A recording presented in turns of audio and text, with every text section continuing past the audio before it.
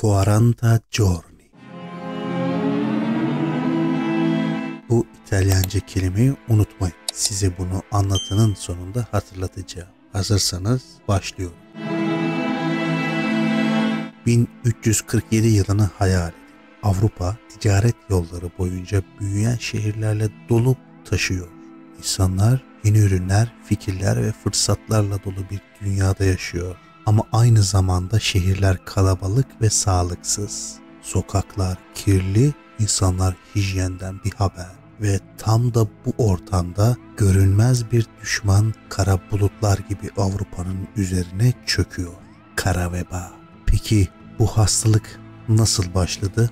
Bazı tarihçiler kara vebanın kökenini Orta Asya'ya dayandırıyor.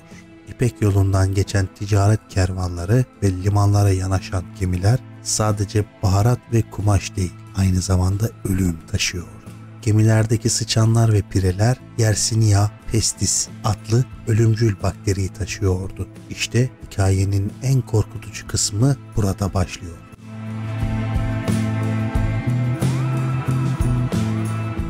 Her şey 1347 yılında Kırım'daki liman kenti Kaffa'dan Sicilya'nın Messina limanına gelen bir gemiyle başladı. Bu gemi sadece mallarla değil, aynı zamanda ölmekte olan mürettebatıyla Avrupa'ya hastalığı taşıdı. İnsanlar daha ne olduğunu anlamadan hastalık hızla yayılmaya başladı. O kadar hızlıydı ki bazı şehirlerde nüfusun yarısı birkaç ay içinde yok oldu. Hastalık önce ateşle başlıyordu. Ardından lenf bezlerinde şişlikler ortaya çıkıyordu. İnsanlar birkaç gün içinde hayatını kaybediyordu. Daha kötüsü kimse bu hastalığı nasıl durduracağını bilmiyor. Doktorlar çaresizdi çünkü tıbbi bilgileri yetersizdi. Dini liderler bunun Tanrı'nın bir cezası olduğunu söyledi. Halk ise korku ve panikle hareket ediyordu. Bazıları hasta insanlardan kaçıyor, bazıları ise kendilerini suçlayarak toplu törenlerle günah çıkarmaya çalışıyordu. Kara veba sadece insanları öldürmekle kalmadı. Aynı zamanda Orta Çağ toplumunun temellerini sarstı. O dönemde nüfus kaybı o kadar büyüktü ki köyler tamamen terk edildi. Şehirlerde ise iş gücü eksikliği nedeniyle üretim durma noktasına geldi.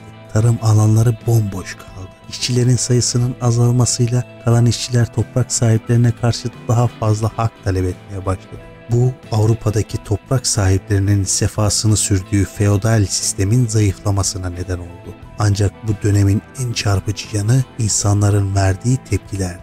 Birçok insan hastalığı Tanrı'nın gazabı olarak görüp kendini dini törenlere verdi. Bazı yerlerde insanlar kendilerini zincirlerle döverek günahlarından arınmaya çalıştı. Diğerleri ise Yahudi topluluklarını suçladı ve onlara şiddet kullanmaya yol açtı. Korku mantığın yerini almıştı. Veba sadece toplumları değil, sanat ve kültürü de değiştirdi. Ölüm dansı gibi temalar resimlerde ve edebiyatta sıkça yer aldı.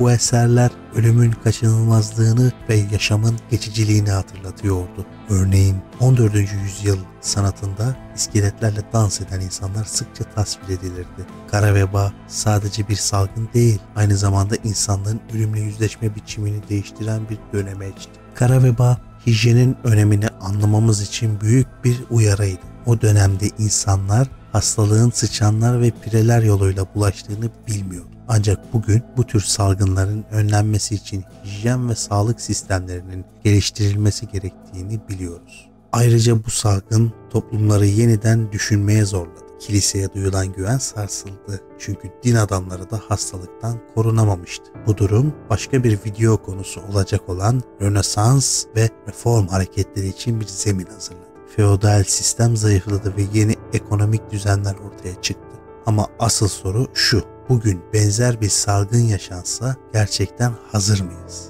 Covid-19 pandemisi bize kara vebadan alınan derslerin ne kadar önemli olduğunu bir kez daha hatırlattı. İnsanlık olarak tarihten ders almak zorundayız. Unutmadıysanız videonun başında dediğim 40 giorni kelimesini şimdi izah edeyim. İlk karantina uygulaması Venedik'te gemiler için başlatıldı. Gemiler limana yanaşmadan önce 40 gün bekletiliyordu. Karantina kelimesi de buradan, yani İtalyanca 40 giorni anlamı 40 gün olan kelimeden geliyor. Kara veba sadece bir salgın değildi. Aynı zamanda insanlık tarihinin en büyük dönüm noktalarından biriydi.